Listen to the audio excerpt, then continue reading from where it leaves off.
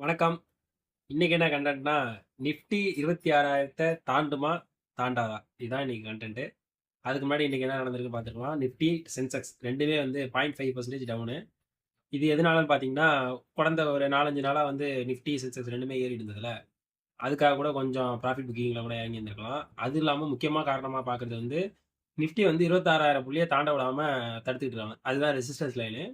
அதுக்கு மேல போகாம மார்க்கெட் இழுத்து பிடிச்சிருக்குது. அதனால தான் இப்ப வந்து திரும்ப திரும்ப 26,000 கிட்ட போயிட்டு டவுன் ஆயிட்டு இருக்குது. 26,000 தாண்டுமான்னு கேட்டீங்கன்னா, தாண்டறதுக்கு நெறையவே வாய்ப்பு இருக்கு. அது ஏன்னு பார்த்தீங்கன்னா, இந்தியாவுக்கும், யூரோப்புக்கும் ட்ரேட் டீல் சைன் ஆயிடுச்சு. அடுத்து யுஎஸோட ட்ரேட் டீல் சைன் ஆயிடுச்சு. அடுத்தடுத்த வந்து டீல் நெறைய சைன் ஆக போகுது. அதுவும் இல்லாம இதுக்கு முன்னாடி இன்னும் நெறைய டீல் சைன் ஆயிருக்குது. அதுக்கப்புறம் இன்னொரு முக்கியமான காரணம் பார்த்தீங்கன்னா, இந்தியாவோட ஜிடிபி ரேட் வந்து கிட்டத்தட்ட 7.2% கிட்டத்தட்ட இருக்கு. அதுவும் இல்லாம இன்னும் நெறைய காரணம் இருக்குது. அதுவும் இல்லாம ரேட் கட் பண்ணியிருக்காங்க. 5.25%க்கு. அதுவும் இல்லாம ஜிஎஸ்டி குறைச்சிருக்காங்க. இந்த மாரி நெறைய காரணம் இருக்குது. இதெல்லாம் சேர்ந்து இவ்வளோ நாளா வந்து நிஃப்டிய புஷ் பண்ணிட்டு இருந்தாலும், முக்கியமா இந்த யுஎஸ்க்கான டீல் சைன் ஆனதுலேருந்து தான் நிஃப்டி மேல போயிட்டு இருக்குது. இதே நிலைமை தொடர்ந்துச்சுன்னா, கண்டிப்பா நிஃப்டி வந்து பிரேக் ஆறதுக்கு நெறையவே வாய்ப்பு இருக்கு. அதனால முக்கியமான ஸ்டாக் என்னன்னு வாட்ச் பண்ணி வச்சுக்கங்க. அதே மாரி ஐடி செக்டார் வந்து இன்னைக்குமே கிட்டத்தட்ட ஒரு 5% விழுந்துருச்சு. அதுக்கான காரணம் என்னன்னு முன்னாடியே சொல்லியிருந்தேன்.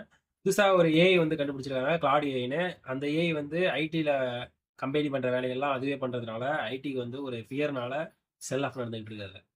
கூடிய சீக்கிரம் அதுக்கு ஒரு மாற்று வழிய கண்டுபிடிச்சிருவாங்க ஐடி கம்பெனிஸ்லாம். அதனால ஐடி கம்பெனிய வாட்ச் பண்ணிட்டு இருங்க. அதுவும் இல்லாம இவ்வளோ நாள் ஒரு பிரச்சனை என்னன்னு பார்த்தீங்கன்னா, ரூபி வந்து யுஎஸ் டாலருக்கு எதிரா விழுந்துகிட்டே இருந்துச்சு. அது இப்பதான் ஓரளவு ஸ்டெபிள் ஆகி மறுபடியும் கொஞ்சம் கொஞ்சமா மேலே ஏறிட்டு இருக்கு. அதுவும் வந்து யுஎஸ் டீல் சைன் ஆனதுலேருந்து தான். இது எத குறிக்குதுன்னு பார்த்தீங்கன்னா, ஒரு பாசிட்டிவ் சைன தான் குறிக்குது. அதுவும் இல்லாம பேங்க் ஆஃப் அமெரிக்கா வந்து ஒரு ஃபோர்காஸ்ட் பண்ணியிருக்காங்க. அதுபடி பார்த்தா கிட்டத்தட்ட ரூ. 89 பெர் டாலருக்கு வந்து ரூபி வந்து டெப்ரிசியேட் ஆகும் அப்படின்னு சொல்லியிருக்காங்க. இது ஒரு நல்ல ஒரு பாசிட்டிவ் சைன். அடுத்ததா ஸ்விக்கி, சொமேட்டோ இவங்கலாம் ஒரு பீதியில இருக்காங்க. அது எதனாலன்னு பார்த்தீங்கன்னா, நம்ம ஃப்ளிப்கார்ட் வந்து புதுசா இப்ப ஃபுட் இண்டஸ்ட்ரிக்குள்ள நுழையிறாங்க. ஃபுட் டெலிவரி பார்ட்னரா ஆகப் போறாங்க ஃப்ளிப்கார்ட் கூடிய விரைவிலே. 2026 எண்டு அப்படி இல்லைன்னா 2027 ஸ்டார்ட்டிங்ல அவங்க வரதுக்கு நெறைய வாய்ப்பு இருக்கு. அடுத்தது ரிலையன்ஸ் கன்சியூமர் ப்ராடக்ட். ரிலையன்ஸ்ங்கிறது ஒரு மிகப்பெரிய ஒரு கம்பெனி. அந்த கம்பெனிக்கு கீழ வந்து நெறைய சப்சிடியரி கம்பெனி இருக்குது. அதுல வந்து ஒரு கம்பெனி தான் ரிலையன்ஸ் கன்சியூமர் ப்ராடக்ட். அவங்க வந்து இப்ப தமிழ்நாட்டு பிராண்டான மன்னா ஹெல்த் மிக்ஸ்ன்னு கேள்விப்பட்டிருப்பீங்க.